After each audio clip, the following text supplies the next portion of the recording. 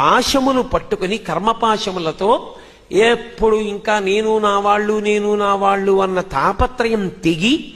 భగవంతుని యందు అనురక్తి పొంది నిజమైన నేను యందు ఊంచుకోగలిగినటువంటి జ్ఞానము ఆవిర్భవించడానికి కారణమైనటువంటి ప్రాతిపదిక అయిన వైరాగ్యము అంకురించడానికి శారదా కటాక్షం అవసరము కనుక శంకరాచార్యుల వారి అవతార స్వీకార సమయంలో సాక్షాత్తుగా సత్యలోకవాసిని అయినటువంటి సరస్వతీదేవి ఈ దేశంలో ఉభయ భారతిగా అవతరించి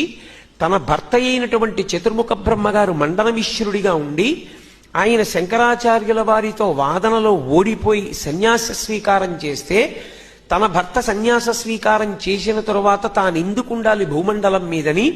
ఆమె తిరిగి సత్యలోకానికి వెళ్ళిపోవడానికి ప్రయత్నం చేస్తే వనదుర్గ మంత్రాలతో కట్టి తీసుకెళ్లి శృంగగిరి ప్రాంతాన్ని తపోభూమిగా నిర్ణయం చేసి అంతకన్నా ఉత్కృష్టమైనటువంటి ప్రదేశము వేరొకటి ఉండదు అని నిర్ణయించి అక్కడికి తీసుకెళ్లి సరస్వతీదేవిని చందన దారువులోకి ప్రవేశపెట్టి ప్రతిష్ఠించి తదనంతర కాలమునందు విద్యారణ్య స్వాముల వారు దాన్ని సువర్ణమూర్తిలోకి ఆవాహన చేసి